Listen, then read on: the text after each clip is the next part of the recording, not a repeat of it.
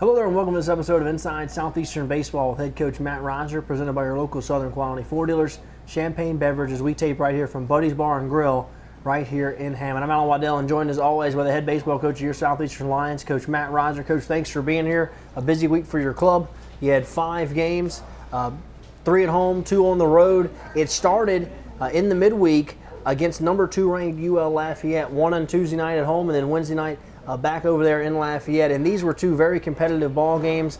Had the lead in the 9th with 2 outs on Tuesday, and just a heartbreaking fashion, UL hits a home run and steals the game in Hammond. Yeah, I was actually proud of the kids this week. Honestly, record-wise, it didn't show up, but coming off last week, I think that was one of the toughest weeks, one of the worst weeks we've had in a long time, and I thought the kids came out and competed the right way. That's what it was all about. Getting out there with the right mentality. They did a fantastic job of getting back to work and playing harder and playing faster.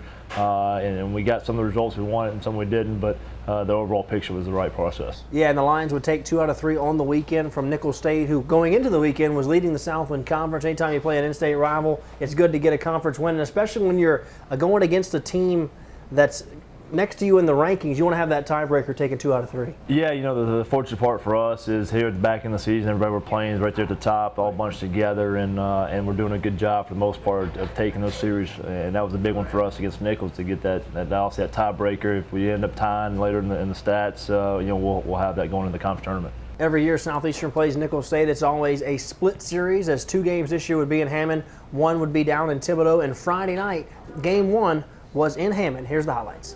All right, here's game 1 of the series against Nicholls State, as it was a beautiful afternoon for baseball, and it would be a good game on Friday night.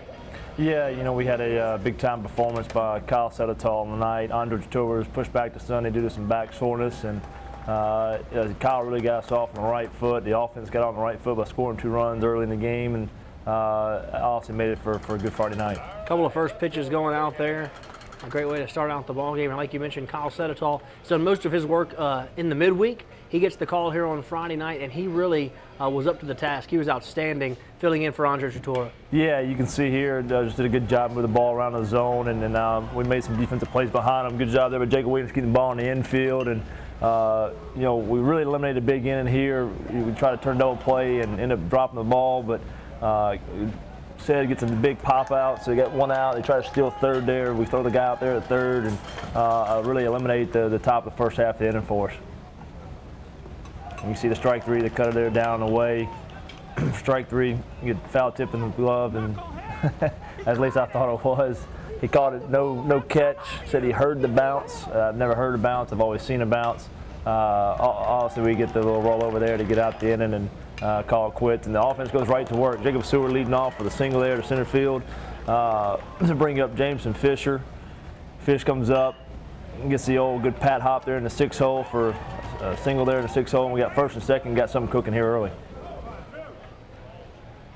Certainly so, putting some pressure on these guys, and the MO on Nicholls State was how well they could pitch the baseball, and to be able to jump on top early on, that was certainly key for Friday night. Yeah, I think we did a good job of being aggressive all weekend. I thought we played faster and played harder than we have all year, the entire weekend. And you saw Godbol's double there right field, and then Sam Roberson comes up and gets the sac fly to drive him in. We did a good job of just making some productive outs. All the outs we had, I felt like on the weekend for the most part, was trying to put pressure on them on the bases or productive outs like the sac fly. Nicholls trying to get something going offensively. Here's something that's a certain plus from having Kyle Sedetol on the mound. He's a guy that normally plays in the outfield for your club. He's an athlete on the mound. I tell you what, he made so many plays athletically all night long there on the mound, just bouncing around. You'll see a couple more plays here later in the highlight. Good job there turning double play with Jacob Williams and Kenny Menard. And Sedetol's athleticism definitely helps him a ton there on the mound. A little drag bunt by Jacob Seward, and advances the runner to second base. Yeah, does a fantastic job of placing that bunt, and you can see the pressure. That's what we talk about with the productive outs. Second baseman really had to come in and make that play there, not just your normal sack bunt. We did a good job of kind of a base hit bunt, kind of half base hit, half drag, and advance the runner there to second base. You see Fish comes up, hits another one up the middle. Get the guy to third, and Godbold does a good job again driving him in, and now we're up 3-0. Continuing to add on to that lead early on, and and the way Sedetol was throwing the baseball, you had to feel confident at this point. We really did, you know, and again, you can see some more aggressive play here. We were in the double squeeze, and nobody was covering first base, so it gave him just a chance to turn around and throw us out there to play, but still bang, bang, and I like the aggressiveness. And again, like you said, you can see all the outs we were making. Obviously, we're bang, bang, and good outs that we made all weekend. They got a signal there through the left side, trying to get something going here later in the ball game. Yeah, really the only time they really got anything going was kind of this inning. We get 2 outs and first and second, kind of a routine fly ball to left field. We missed play, and you know, you got to tip your hat to them. Their guy was running hard from first base and scored on the routine fly ball there to left field. But Sedetol does a fantastic job of stealing right back in, gets strike 3, gets out the inning.